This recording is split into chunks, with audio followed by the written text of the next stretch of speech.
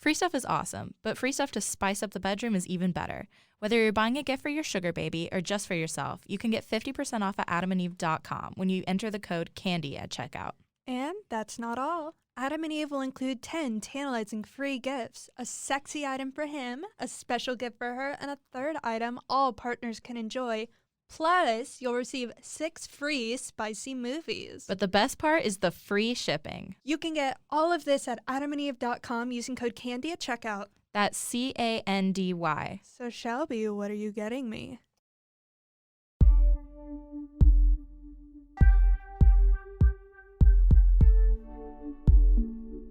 Candy Girl Podcast. Fuck me, daddy. Hey everyone, welcome to another episode of Candy Girl. I'm your host Shelby. And I'm your co-host Emily. And today we're here with Fit Sidney. She's going to be talking a little bit about Onlyfans and sex work safety. But to get started, do you want to introduce yourself?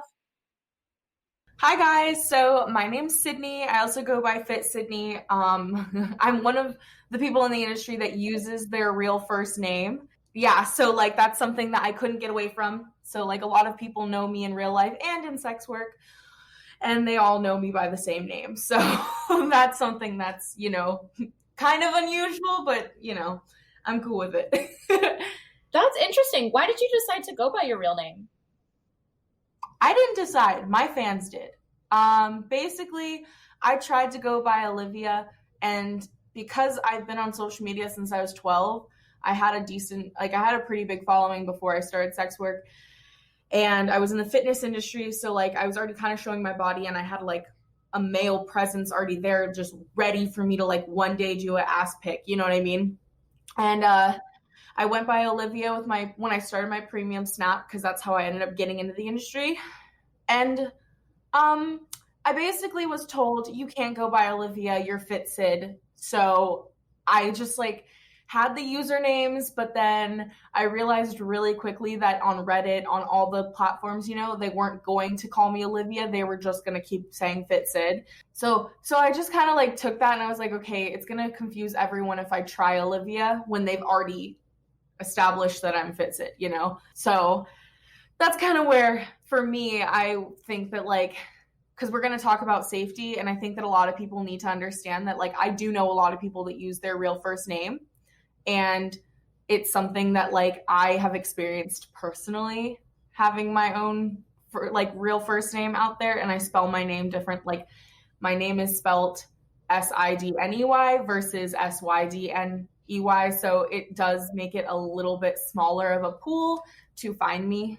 So I feel like it's an important thing to talk about. Yeah, I guess I feel like I have so many questions, but I do want to get into the topics that we want to hit, because I think particularly sex work safety is so important. So to start out, like, how do you feel like using your real name has affected your safety as a sex worker? So, well, a couple things. So personally for me, I obviously my first name and my face, I feel like they're like more on the unique side. Sydney is usually either a guy, the way that I spell it, or there are some girls like Baby Sid who also go by that phrase and name and stuff.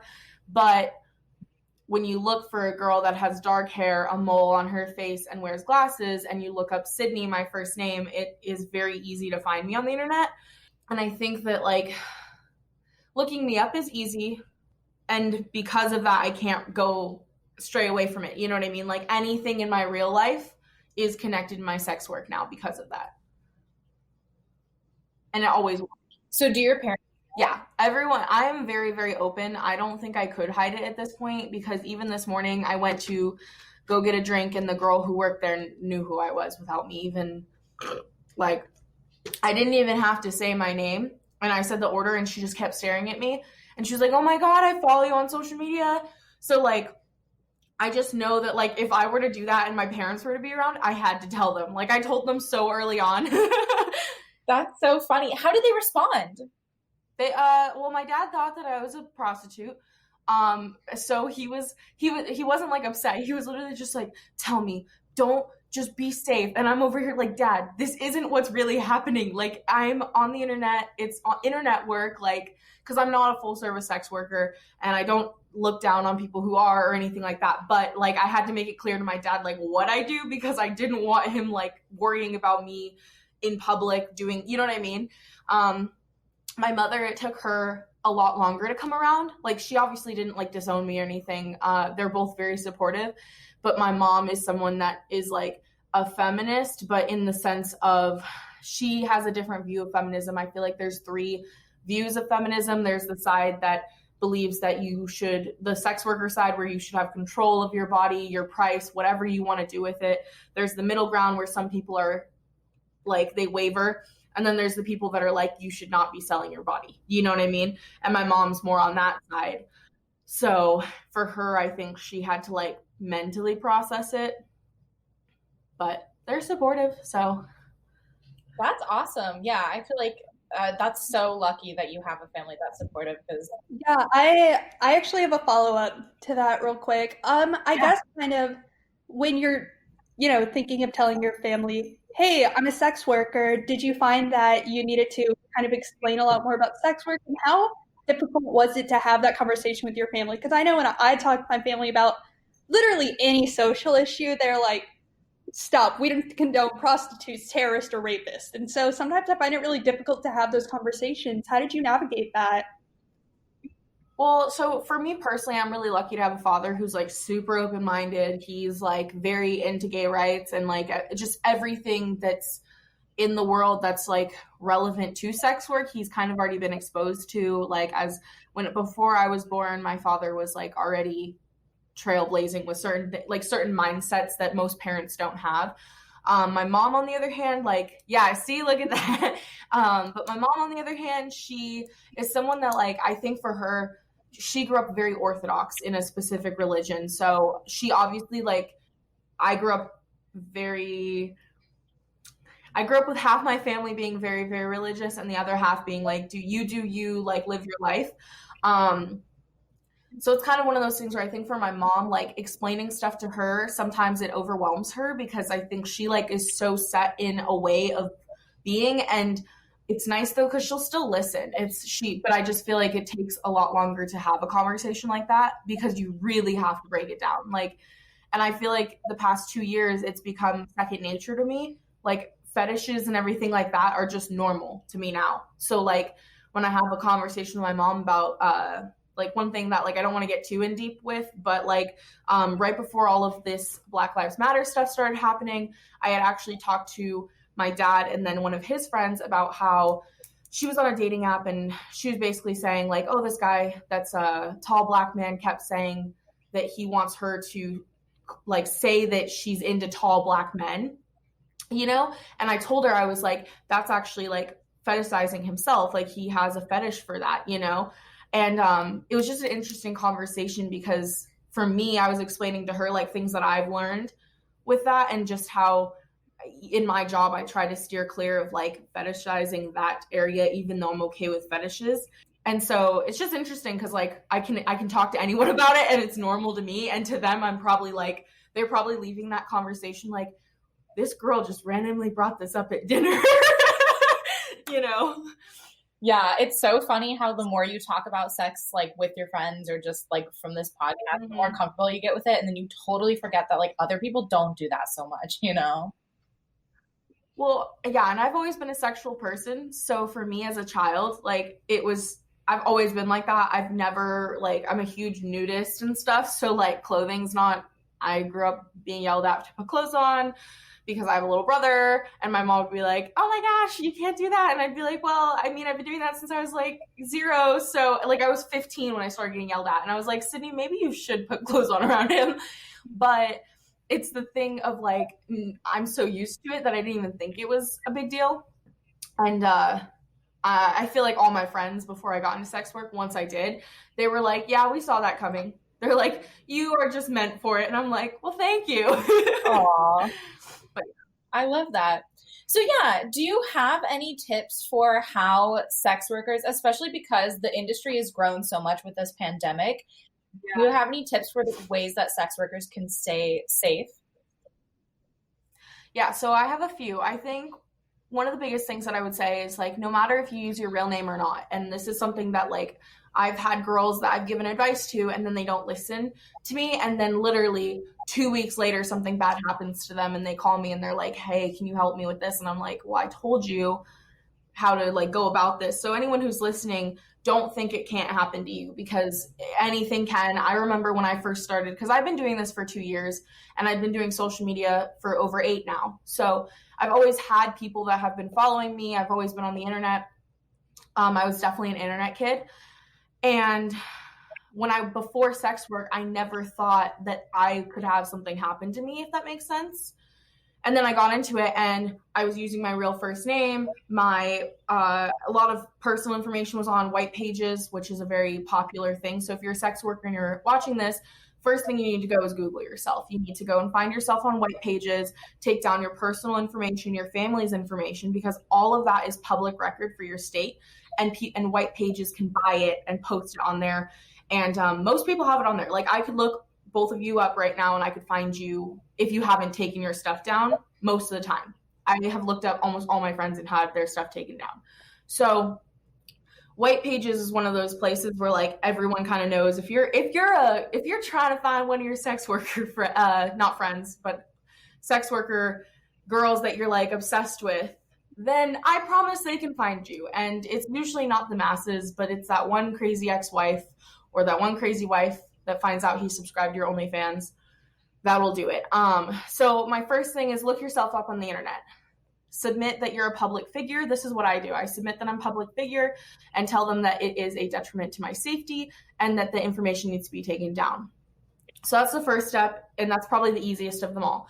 The second thing, if you have a company, especially when you get into sex work, you should create one, because when you're an independent contractor, you can't write off the same things you can as a company. But the other thing is, spend that extra money. And this is the biggest thing I would say to anyone. When I was starting out with sex work, I had the luxury of having like a lot of fans, but I also came with the price of, okay, all my stuff's on the internet. Like my whole life, I used to vlog my whole life. So I had my old car, I had my old house, like stuff at places I don't live now, but in the background of my videos. So you want to make sure that when you create a company, you hire, and this is where the money part comes in, you want to spend that extra $100 to $200 to hire someone else to create the entity and put the residential or the company address as their address for, do you know what I mean? Biggest way to put it is like the company puts their address instead of your personal one, because usually you won't have an office when you're a sex worker. And then you make your mailing address a PO box. And I think that a lot of people, they just think, oh, no one can look that up. Well, I've had multiple girls in my state have problems, and then I look them up and I'm like, this is the first thing you find, because they make their company their porn name or their sex worker name, and people can easily look that up in the corporation book. So that's the second thing I would say. And I don't really like put these out on Twitter, and the reason why I don't is because you don't want your fans finding out the easy ways to look people up, but I just know it because I've had people obsessed with me in the past, and like, people have sent me a lot of personal things about me. Yeah, so I guess my question is, so from the information security standpoint, I do want to make it very clear to people that from an engineer and somebody who actually works in this industry, all of your information is up. Like, a lot of people think that when other people say it, they're being paranoid, they're going crazy. No, I shit you not. One of my friends was dating this girl, and I was like, do you want me to show you what I can fucking do? And it turns out her dad is like the VP of a university. I was like, obviously you need to take this girl out. Like, but then he was like, how did you find that? It takes 5 minutes. So a lot of people don't realize. And especially a lot of people don't realize that on most platforms, and this is kind of like a little bit off topic, but something I also find really important. And then I have another question for you, Sidney. Is most of the time, if you're not paying for a service, you're the product. So most of the time, a lot of companies' most valuable asset is data. Facebook makes $12 per user just from advertising and just distributing like information about you. Even if your name isn't put there specifically, that's how they make their money. So, and then and well, the other thing too is like, you know, those small websites you sign up for your stuff, they can sell that to someone else. So even if you don't realize, like say you're not on social media the way that you think you would be, you're probably still ordering from somewhere. Yeah, whenever you give your email or your name, it's out there. Even, and there's so many data breaches, like as somebody on the software side, it's so hard to figure out how to get ahead of the next hack or how to get ahead of the next data breach. Like everything is put in place, but shit still happens. And at the end of the day, like you just need to be a lot more careful about the information you put out there. Yeah, and like one thing that I do is I don't have my personal number out there to really anyone. About 5 people have my actual personal phone number, and then everyone else is on my main one, and then I have a work one. So like my personal number I've never used for anything. It is under a different name. Like literally it's a whole nother world, because I don't ever want that being like, I want that number to be safe, you know? So I never put that in when I get an order or the arrive text. And I never even have let sex workers have it, because there's so many people that will dox you. And that's the other thing is like, to like, the next point is kind of just be careful who you give your information to, especially you can get a Google Voice and put that in instead of your real phone number. And even your real phone number, people can look up on Verizon or AT&T. Like I've called before and I've been like, hey, this was my number, even though it was my parents when I was trying to get into like upgrade my plan, but it definitely was me as a 15-year-old doing that. So one thing that I'm really curious about is the way that you're talking about it is it seems like a lot of the stuff that you learned is from experience. What was the moment when you realized it went from having fun and assuming that, you know, people would be moral and not try to stalk you to, holy shit, you have to protect yourself from everybody out there, realistically? Yeah, I think I remember too, because I was actually sitting right here and I was reading my email, and I had been doing sex work for about a month, and I was just like sitting here right at my dining room table, which I work at because it's just such a positive area for me. And I was sitting here and I was sitting across from one of my friends who just came over to work with me for the day. And like, this was back when I had first started. So no one had like, I didn't have anyone that I knew that did sex work. Like I was just doing it on my own, kind of figuring it out, you know? And I got an email, and this was about 1 month into having a premium Snapchat. Oh, actually, yeah, 1 month into having a premium Snapchat. And I had like a pretty high tipper, and he had sent me about $500. So obviously that's noticeable on your bank account.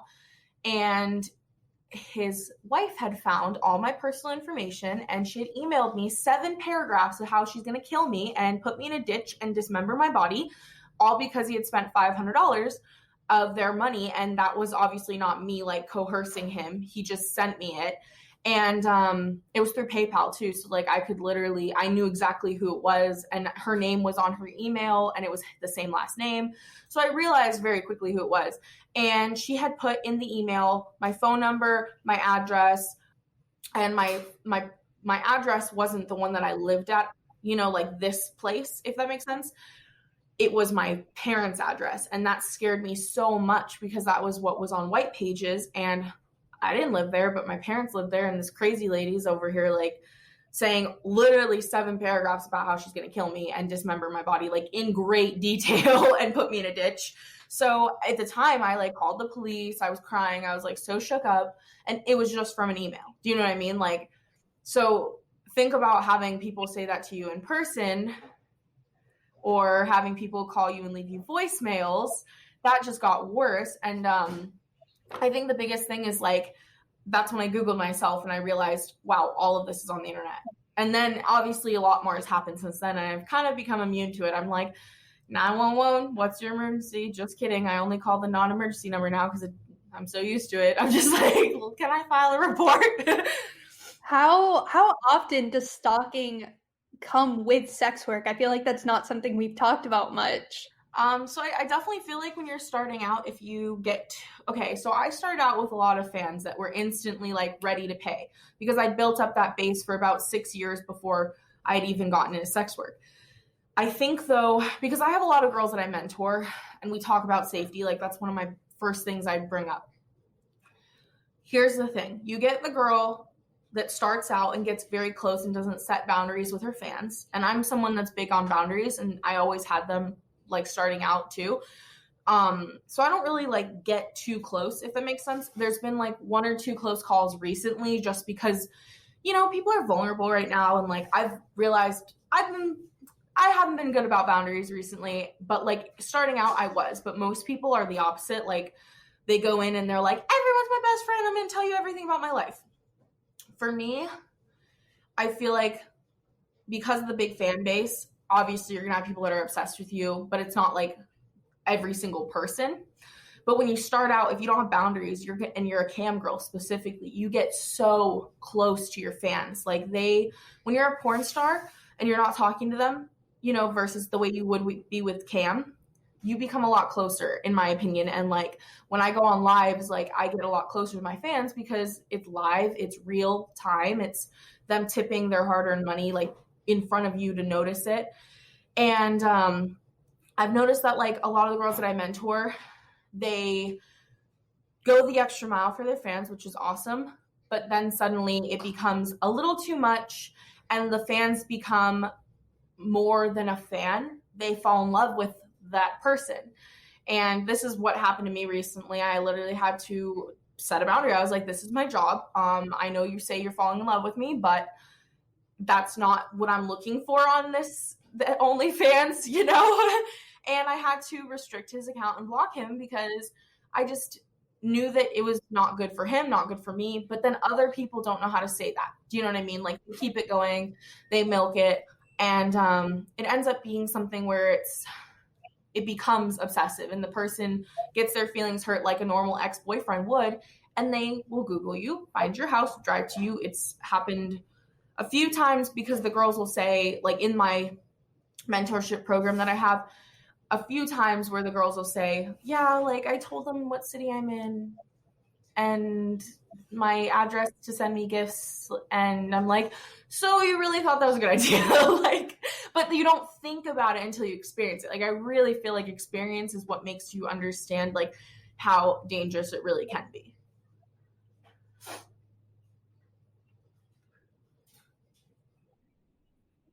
Yeah, you're muted. Oh, I'm muted. I mute my microphone because my dogs are fucking psychotic. The playing never stops. But my question Emily, was, you're muted. So we see in normal relationships that it's up to both partners to respect boundaries.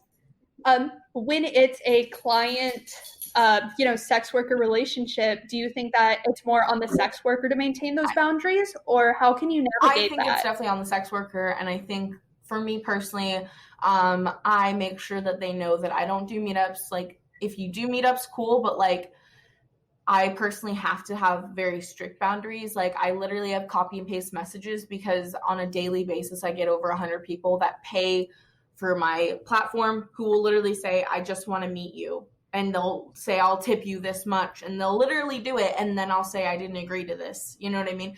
And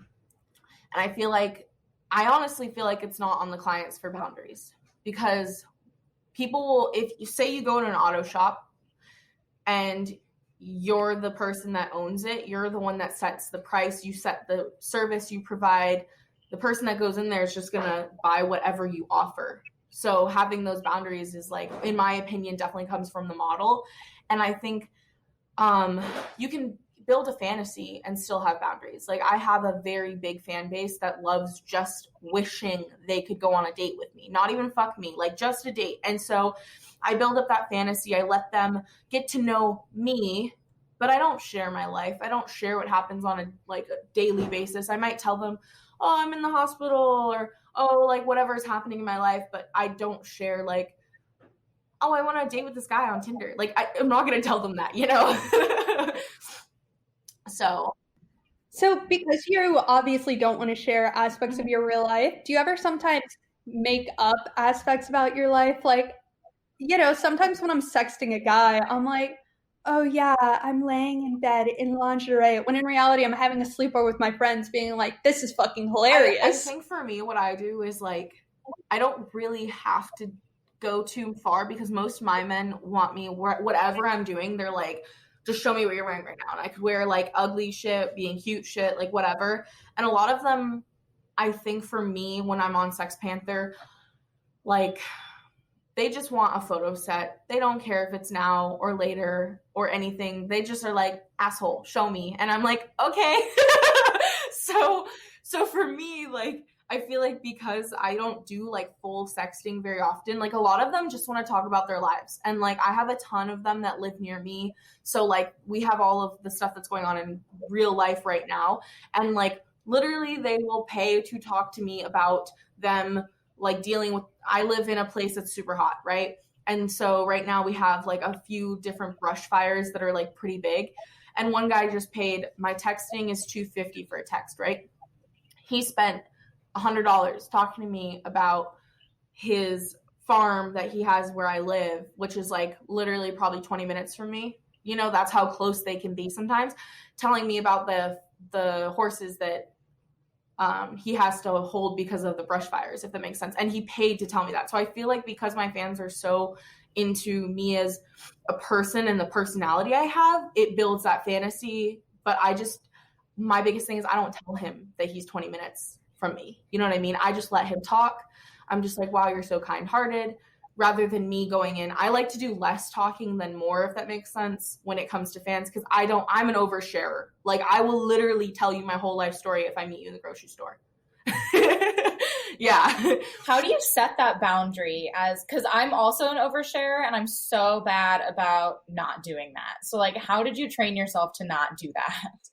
So I think for me, I had to take a break from YouTube. I've been doing YouTube since I was 12, right? And that you literally I am the biggest oversharer on YouTube. You can go through my old videos and you'll find ones of me. Most are privated now, but I had about 50 crying videos on my YouTube channel that were really like real videos for me about like my first love breaking my heart, like all just these things that you as a sex worker probably wouldn't post or share because you're already vulnerable. So I took a year off from YouTube. And I think that something that people don't get is when you're so vulnerable showing your body, you don't want to be vulnerable with your soul and your mind. Like there's a limit. And I took a year off from YouTube because I just could not share myself to that extent for a while. Like I really had to give myself a break. And now I've come back, and where I'm at now with YouTube is basically I make videos that are only sit down. I don't really do vlogs. Maybe I'm working on one right now because it's a sponsored video from yandy.com. They're paying me to make a vlog, which is awesome because they're like, I think I'm the first sex worker that they're paying to do a YouTube video for that's like a real sex worker. Oh my God, I love Yandy. Yeah, it's amazing. Yeah. So I'm so excited because like Yandy is someone that I've been purchasing from for like 2 to 3 years now, and I'm plus size and they have that plus size area. So it's just like exciting to have that opportunity, but I'm doing a vlog for them, which is hard because my days are very explicit and they're not really like either it's me sitting at my computer doing something like this I could show, right? But I can't show my sexting. I can't show me picking out clothing a lot unless it's like me not trying it on, if that makes sense. So with the vlog, I think what I'm going to be doing is just showing my day.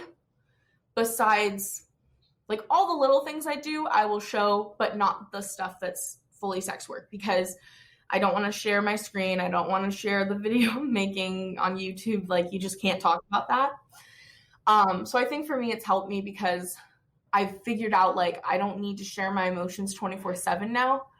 I've gotten to the point where like I can talk about the good that's going on.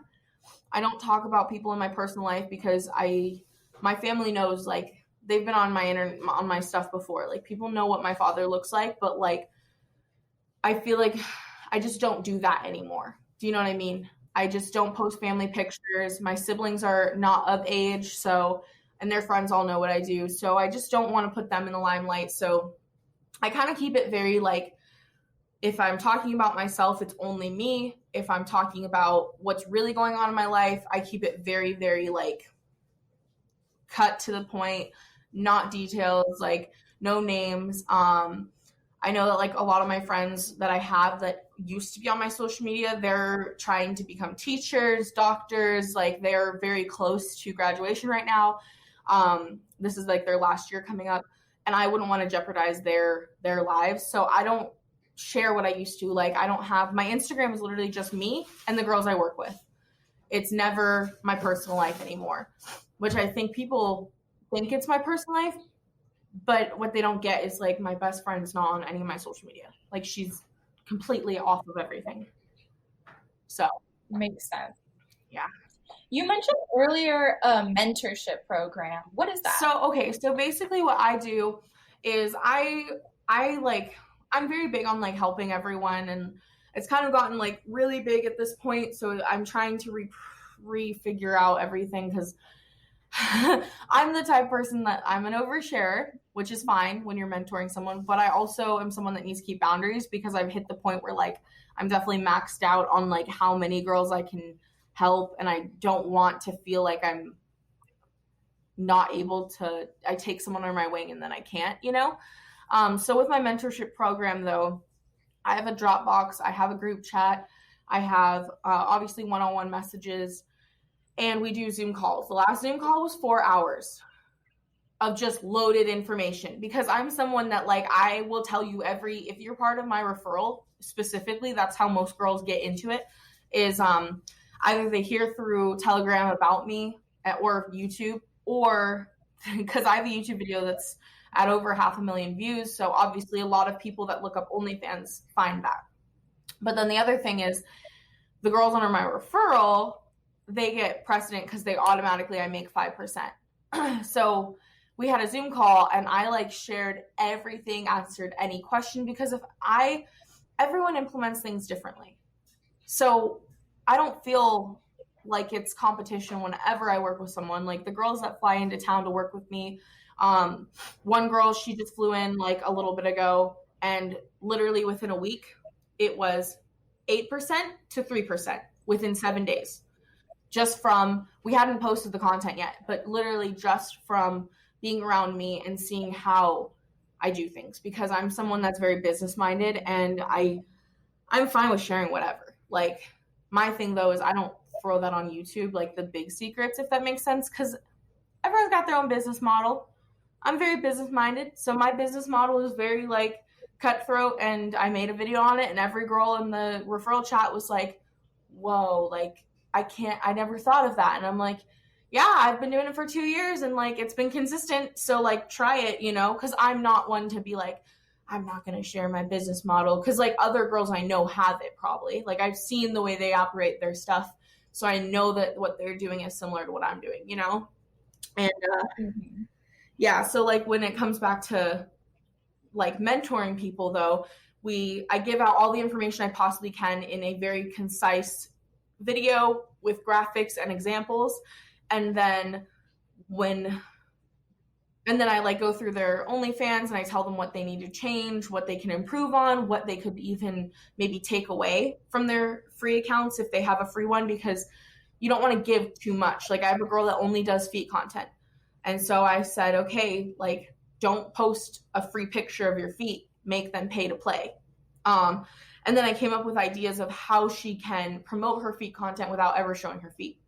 So, and now she's made over like $500 in 2 days. Yes.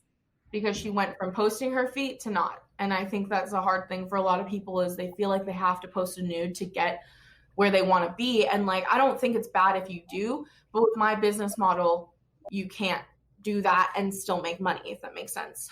Or as much as you could, you know, versus like other people's business model is post a nude and then they have their own way of like pulling in the sales, which is totally fine. But if someone follows my business model, that would not work. Like you would probably make $5, you know? Yeah. So I have been seeing a lot of stuff recently, and I think this might be because of the pandemic, about free OnlyFans. And I don't know like a ton about OnlyFans, but that sounds like it would defeat the purpose. So could you explain a little bit about that?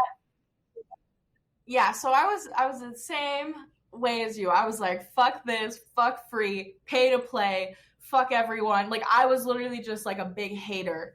I told one of my best friends that is in sex work, I told her, I was like, fuck that, you never need to do that, like you little hoe, like don't do that.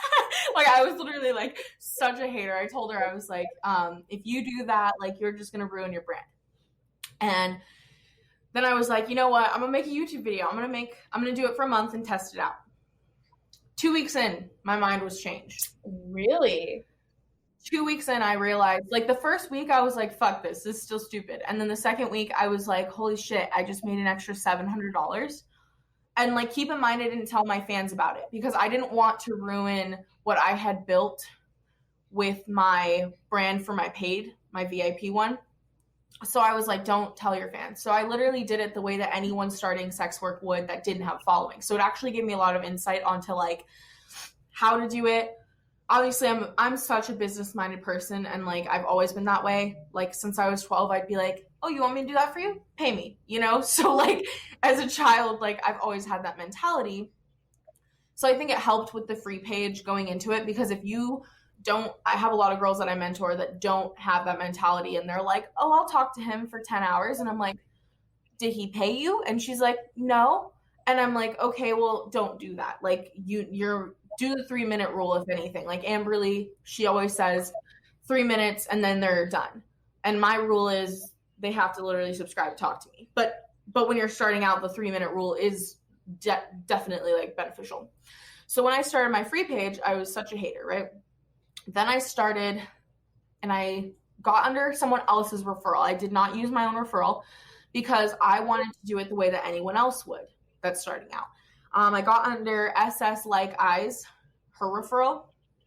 So when I start, you get one shout out. And I gained about 500 fans from that shout. It was fine. I didn't tell any of my fans about it. So I was literally starting as if I was someone that like only had personal accounts, didn't have anything on Twitter, sex work based. And then I joined some Telegram groups that I needed to just to help grow. And I shout out for shout out. And then I only got one shout from Steph. And that was the only shout that I got from her from referral. So just for reference, it wasn't like she was shouting me out all the time to grow. Now I'm at 8K free subs. And I'm at 2% on OnlyFans, which is an average of about like anyone who makes 2%, I can look and tell you. But like people need to understand that when you're joining OnlyFans to have a goal, you need to know like what a percentage person makes, because what you have as your percent is what you make overall. So like I'm 0.1 on my paid page. So I make over 40K a month. And that's like, yeah. And that's something though that people don't realize is like Britannia, who's 0.001%, like she's top, like really high up there. She makes like 200K plus, like maybe 400, 500. So once you get to those numbers, like people have to realize like you should be expecting to make money. So when you see girls saying that they make 20K at 0.1, they're not 0.1. Do you know what I mean? Because they don't know what someone, like the percentage is based on what you make. Did you say 40K a month? Yes. Mm-hmm. Bro, that's more than that's more than my. But that's salary. What I'm saying is like it's something that people don't understand is like you can use that as growth, especially if you're starting out and you make a free page. It's such an easy way for you to gauge like, okay, where do I want to be? What do I want to do? Because when you're at 8%, you're probably pulling in 500 a whole month, you know, and that's fine. That's great, especially for people starting out. But then it's honestly not that hard to get to 2%. And 2%, I'm going to my statements so I can actually tell you. 2% is, for the month of May, I made $5,627. So that's 2%. So think about, that's basically what you would make with your job in normal, like, life, you know, and that's what my friends make in real life. And 2% is such an easy goal to get to on a free page. It's free, and I got there without even telling my fans. You know what I mean? Like that's what blows my mind is like you can have a sustainable income where you're not scraping up pennies to pay your bills. And so I kind of wanted to do it from that aspect so that then I could help my girls who don't have a following like me. And like, yeah, they get shout outs from me, but a shout out can only go so far. Like you really have to learn how to market yourself on OnlyFans. So I use OnlyFans to grow my free page. And I buy promo, but it's worth it because say you're making that, I would budget as a normal person who doesn't have a paid page and I'm just starting with my free, right? I would budget it to be probably, so say you make $5,000 in May. I would put $2,000 to $1,000 in promo to help you grow so that next month you're making $8K. And that's how I look at it, because it's an investment. Like, it's not something that is going to grow overnight, but if you can boost yourself up, that $1,000 you spent on promo and it's a free page to get people in the door is going to be a lot more beneficial than you telling your like 2 fans that you just started with to go to your free page. Because yeah, that's 2 people, but you can utilize OnlyFans that already have accounts, you know, like you don't even have to convince them. All you have to do is get them to hit the sub button and then just upsell them from there.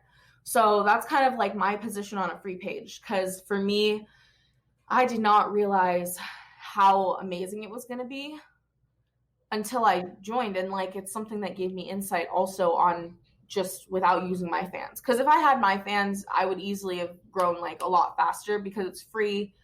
Most of them have an OnlyFans, but they don't want to pay the $35 my VIP page has. And because obviously 35 is a lot, but free isn't. You know, free is something that anyone can do and anyone can start there. And you might start at like 8%, like the girl that came to visit me.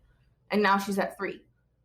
And she has 2 other jobs. So this girl literally put in probably 20 hours that week to get there versus the 80 hours I work to get to where I'm at. You know what I mean?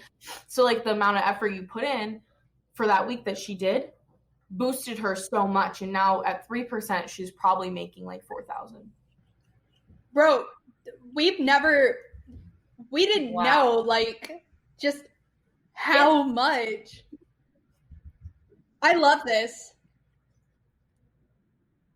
Yeah, I mean, I'm super big on business and like I want to help everyone. And I think that people have to see, if they want to be the 1%, the 0.1%, that's how much you can make. But you don't even need to get there. Like you could be 0.5 and that's 20K right there a month. It sounds like you have this so down to a T. And I was wondering if this is something that you learned from like experience, or if you also had a mentor. I had never had a mentor. I am someone that like, honestly, the only mentor I've ever had, she's not in the sex work industry. I do like investing as well. And she helped me with that, but then she tried to sell me on things, and I realized everyone is in it for themselves.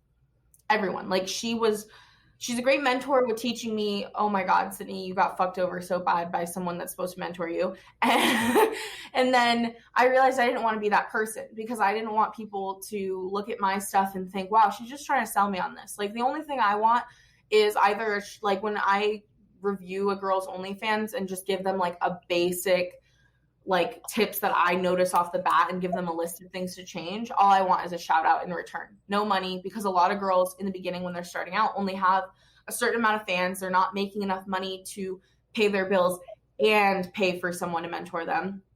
And then the other thing is, if they go under my referral, they get me instant access to me, my videos that are like not public. They get access to the group chat, which has some of those girls in the group chat that don't talk very often, but do chime in when they can. They're making 20K. You know what I mean? And so like you get access to that dream team, and teamwork makes the dream work. Like all the time in the chat yesterday, I was telling them like, hey, we need to help this girl out. We need to give her ideas on things she can shoot. She's going through a hard time. And literally within like 5 seconds of me getting in the car and driving, my phone was blowing up because of the group chat, and everyone was giving ideas that were great. Like it wasn't the same basic thing. So I think that like when people see the value in what they can be and like where they can go, that's awesome. And I definitely don't think that you can't post nudes on the internet. I just know that for me, it wouldn't work. Like I know that my fans, if I can get off to a 30-second ad, if I can come to something like that, I know my fans can do the same. So that's why for me, like, I just know that it doesn't work for my brand. But at the same time, what my goals are different from other people's. And like, there are girls that I've worked with who do completely different things than me and make the exact same amount of money. So like when people think that there's only one way to get there, there's not. It's just, who do you want to mentor you? Who do you feel like you connect with the most? People tell me that are in the chat, they're like, I just love how positive you are. And some girls that mentor are not positive. They're more like, I'm cutthroat when I give them information, like in a video, but I'm not one of those people that's like, you're not doing anything, blah, blah. Like I will call someone out though, if they are just constantly complaining and chatting in the chat and never like posting on their OnlyFans. Because I feel like if you're going to complain about not making money, but yet you're not making content to sell, then you're not helping yourself. because I'm a realist when it comes to that, but I'm also the person that knows like life happens. Not everyone is privileged in the way that I am with having been on the internet for so long. You can give me a camera and I'll literally like do anything with it, you know? So like, I just feel like everyone has a different method. Like Princess Pineapple, I've never been part of her mentorship group or anything like that, but I know she offers it. I know Jenna Shea does. I know that my friend Daria, who's Flower Bomb, does, and they all have very different methods than me. Like they're all a lot more harsh than me. I will hold your hand and write you a caption for your shout out. Like, but like other people are not like that, you know, and that's fine. It works. Like sometimes you need tough love, but not everyone is okay with that. Like I'm sensitive, so I would not take mentorship from someone that's not. Wait, so my question, so you were talking about reviewing people's OnlyFans pages. What are, obviously, don't want you to give out any trade secrets, but what are some of the most common mistakes you see people make on their OnlyFans pages? So, this is the fun part. When I look at an OnlyFans page, not everyone's perfect. Everyone has a different brand, but people don't utilize the pinned post area. That is the easiest way for you to get across a message or put your best-selling stuff. Or for me, like on my feed, that's where I pin my like favorite videos, because a lot of people, when you have fans, your fans are not psychic. They don't understand OnlyFans the way that you do when you set your page up. Like, you know where to go to find that message that you posted 2 months ago, but no one else does. Like, they're not going to scroll that long. So pin posts, not utilizing them. The other thing too is making their captions too long. I think that detail is great on a free page, but on a paid page, you don't need that much detail, like is if it's unlocked, if that makes sense. And then the other thing too is like, they're not utilizing their mass DMs the way that they can. Because mass DMs are something that, for me, I was laughing so hard because I had people buying stuff from 2019, back when people were asking for my shower video that I didn't make public because I just had someone in it that was like pretty famous. So like I sold it as like a add-on in the messages. People were buying that in 2020 from 2019. Like it was from like January of 2019 from like AVN, if that makes sense. And people are still unlocking it because it's still in your DMs. Even if they unsubscribe from you, that'll still be there. So they could technically still unlock it, even if they're not on your page. Yeah. And that blew my mind. And then I realized, like, here's another thing that I can tell people to utilize. Wow. It's so crazy. Like, and I feel like I say this all the time, but sex work is like so much of a business thing, you know, and people never consider it to be, but like this is so crazy to listen to. Yeah, the sex work is a business. I think people don't operate as a business. Like right now, I'm going to be really honest with what's going on. I'm just not posting to Twitter. I posted my video with my thoughts, my message, and it's just the last thing that's on my Twitter. And then I'm just going to keep it like that until I feel comfortable posting, because my Twitter that I built up is at like 70K, right? I'm not going to use my business page. My personal pages I'm using for this mission, you know? But my business page that I've put so much heart and soul into as a business, yes, you can put your statement. Like Netflix, they put one statement. ManyVids, they just posted their statement. All of these different businesses post a couple, you know, no more than 3. When you're a business, you can use your platform to do whatever you want. But like for me personally, I don't feel comfortable because I also feel like if I word it wrong, it could be misconstrued and I could literally be blacklisted in an industry where that wasn't my intention, you know? So I never, like, everyone has personal accounts. And I feel like if you're always the victim and this is not regarding what's happening right now, but I'm saying just in general, like I will not work with someone if their Twitter is literally a diary. Because then I feel like they're mentally unstable, and maybe that's something that like is judgmental of me, but it's a business. I won't work with someone. I won't fly them out to where I live because I do that. Like I will literally fly a girl out. We'll work together for a day or 2 or 3, and then we fucking make about at least 12 full-length videos, sell the shit out of them, make bank. But I'm not going to work with someone if I feel like they are, number one, going to make my mental health fucked up. Because if there's only victim stuff on their Twitter, I don't want that around me. I got good energy.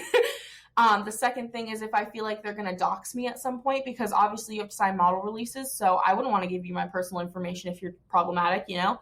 And then the other thing is if I've ever heard that you don't get tested or just little stuff like that, like I just personally would rather just cut my losses and not work with you. So when you post all your dirty laundry on the Twitter, it's not something that I would do, and it's a business no matter what. When it comes down to what's going on right now, you have the choice to use your platform or not. I used my platform and I decided, you know what, every day I'll just retweet that same thing. That way it's still there. And I am not like, because I'm someone that like last night, you guys know, I told you literally I had tear gas for the first time flowing through my windows and my doors, and not realizing that last night because my house is so close to the protests.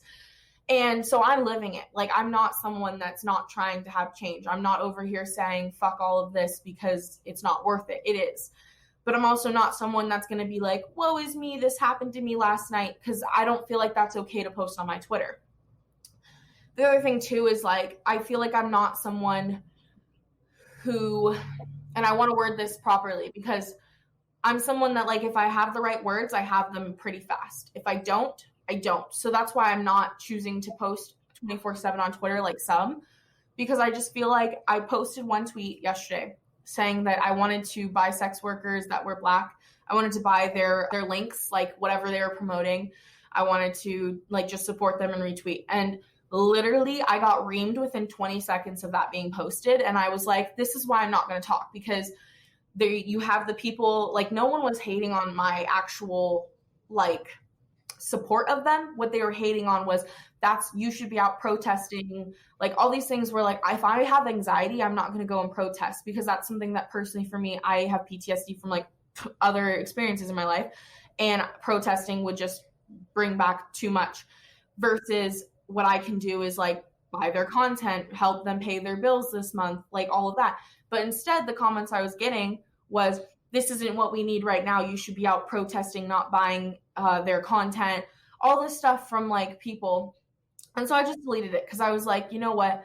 I can just support the message that I have, retweet it, and then retweet people, and just not tweet until I feel comfortable. So I just keep quiet, because I know that the people that I have worked with are very like, they know I'm supportive. They know where my heart is. So I'm just like, I don't feel like I need to.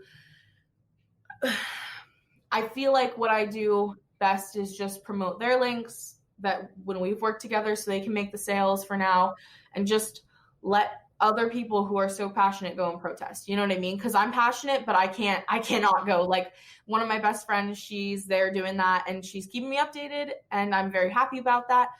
And I'm over there encouraging her, but I just cannot do it myself. And like my other thing too is I do believe there needs to be change.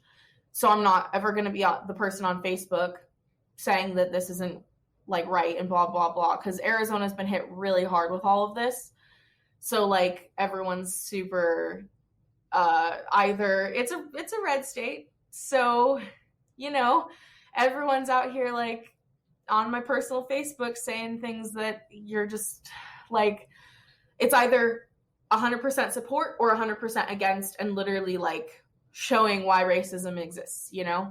Yeah, and I am not a Black person, but I think you were doing the right thing by saying that I think there's so many ways to be supporting the Black community as non-Black people right now. And like, just because you can't go out and protest doesn't mean you can't support Black sex workers, doesn't mean you can't donate, doesn't mean you can't, you know? So yeah, I don't know if my opinion matters, but it sounds like you were doing the right thing to me. Right. And like, let's get into another topic that goes along with this. Okay. So I'm part of like a lot of chats that have girls that make like bank, like way more than me. Like I'm literally like the lowest, like in the chat. And I'm just I'm sorry, way more than you. What the? Yeah, but like that's what I'm saying. Like literally per month they're making like 200K. And I'm in these chats and I'm over here just like listening. And it is crazy to hear how they see other sex workers that are, because these girls will donate, like they have.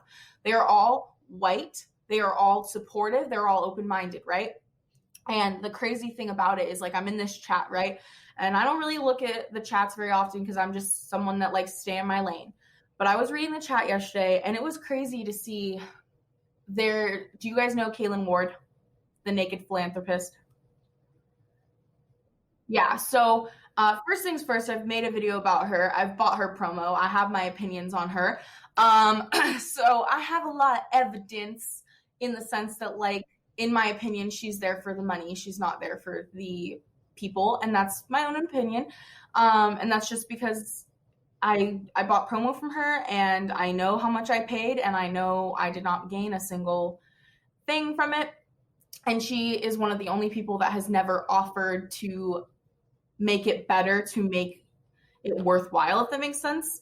But that's not what I'm even like, that's not something that even upsets me. It's more just like it shows character when that stuff happens. It's also a business transaction, so I don't expect her to do that. But you see other sex workers that do, and then someone that doesn't. And then you see what happens in a group chat. So there was something that happened in this chat. There were screenshots of her Twitter, her basically saying, I think, again, it was like a free nude if they donated to the Minneapolis Freedom Fund, which I don't think she should be capitalizing on every tragedy.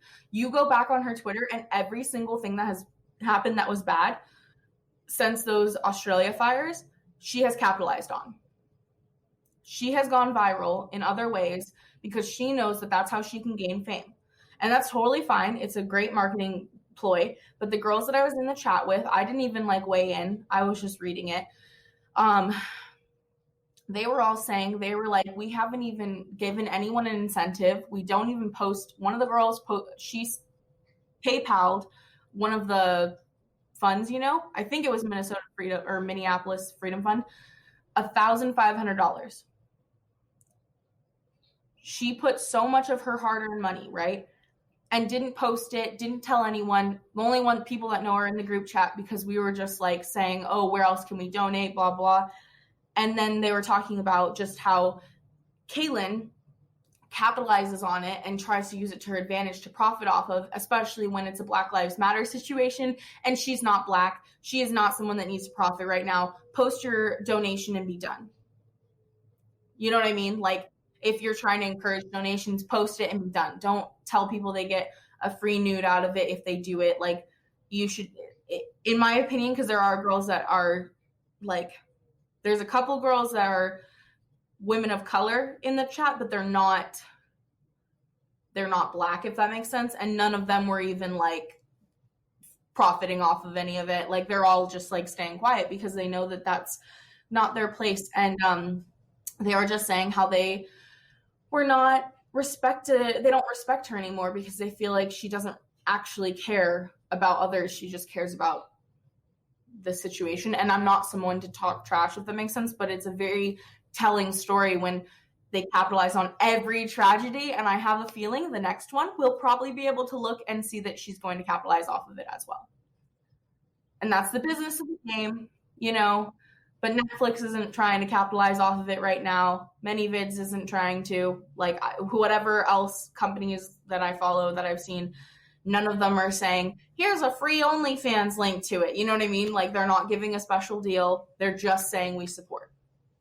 Yeah. So. I think, like I said, going back, there are so many ways to be supportive. And I mean, I've also heard a few things about this girl that were, maybe she's racist. So yeah, I didn't even want to get into that because I feel the same way. Yeah. So definitely seems like, her mind's not in the right place, but not going to get into that. But yeah, I think I'm all out of questions. Emily, do you have anything else you want to add? So a lot of people are starting up in OnlyFans right now, and the way that our conversation is going, it almost seems easy to just go ahead and get up to 5%. But what's the fastest way to figure out if that type of sex work is for you or not? All right. So in my opinion, and this is like my opinion from helping a lot of girls and having girls literally just realize it's not for them. My opinion is you have to have a business mindset. You can't go into it and be someone that doesn't think in a business way. Like, it's a business. It can't be just your hobby. It can be a hobby, but if you're wanting it to be a business, you have to go into it with that mindset. The next thing is you give yourself a month. if you don't see progress within a month, and by progress, I mean make a goal and that's realistic. And my realistic goal that I would say to you is 5% or 8%. If you can't get there within a month, it's not for you.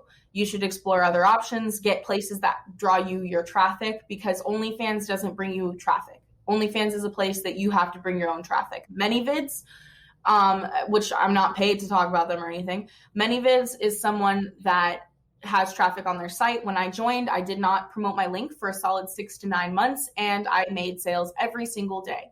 So ManyVids is a place that I know has real traffic that they bring to you. Model Hub has traffic. StreamMate is the place to start if you are needing to make money, in my opinion. The thing about StreamMate is you can't talk about other clip stores or sell them on anything else. So you just need to know that, like, that's a place to make money to pay your bills if you're starting out and you're like, I don't know if OnlyFans is for me. OnlyFans, though, if you're starting out, make it a free page, make it something where you can draw people in and sell them once they get there. And I think if you give yourself that month, you'll know whether or not it's meant for you. Make the content, make it worthwhile, sell it on the other platforms. That way you make money off of it, because your time is valuable. So use it to promote on every platform. Like, everything on my ManyVids, my OnlyFans, and my Model Hub are all the same. Nothing's different. The only difference is the fact of where I put it. So you need to use your content and make money off of making it and post it everywhere. That way you can see within a month, have I made $5? Have I not made a single sale? Because I know people who literally are still in the industry who have not made a sale in over a month, and they wonder why they're not hitting. And maybe it's just not either the right platform, they're not doing the right thing, or maybe it's just not right for them and they need to get out of the industry because they're going to become bitter over it, you know? And a lot don't treat it like a business either. And that's the other thing. Like, you can't use your Twitter as your diary if you're trying to make sales. Yeah. And so that's my own opinion. Like, I say after a month, you would know, because if, as I always say, after 3 days, you'll know if you like the platform itself, you know, 3 days of actually doing it, not 3 days of sitting there hoping something will happen. You know what I mean? And I always say 3 days of shooting something, but you'll look back in a year if it hits and it does well. You'll look back in a year and you'll say, wow, I started with an iPhone. I started here and people still loved it. I look back and I think to myself, dear God, Sidney, the stuff that is on the internet that you made in the beginning is so weird. Like, literally, I would post things where I'd have toilet paper on my asshole and I would still send them that nude. And I would, but it wasn't like dirty asshole, if that makes sense. But it would, like, it would just be one little piece that I could have retaken the picture. And I think to myself, like, now I learned that. But in the beginning, you're like, they still liked it. They still paid $15 for that, like, whatever. And they still loved it and came back, you know? Yeah.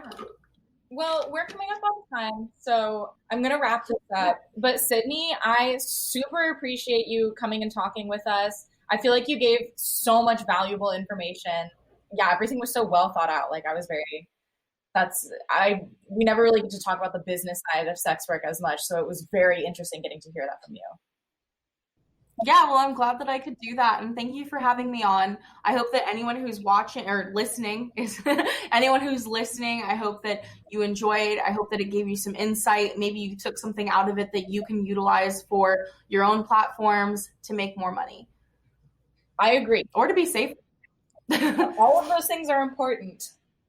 So you can follow us on Instagram at Candy Girl Podcast or on Twitter at Candy Girl Pod. And you can follow Sid on Twitter, you're at Fit Sidney, right? Yep, it's Fit Sidney on Instagram, on Twitter, and then you can go to my OnlyFans, which is onlyfans.com/xxxfitsid is my free page, which I suggest you start there, see if you like what you see, and if you're a sex worker that's like listening and you're looking for like inspiration on a free page, go and look at mine. I don't care if you follow. So, yeah. And if you guys noticed our new soundtrack, that's also written by a Sidney Bueller. You guys should follow her on Instagram. We did an episode with her, our Pop Rocks episode she's in. So, yeah, give her a follow. She makes a lot of good music. We're really excited to have this new track. And also, if you want to get in contact with us or Sidney and you have any questions, you can email us at candygirlpodcast@outlook.com. Again, Sidney, thank you so much for talking to us today, and we'll hear from you guys next Friday. Bye.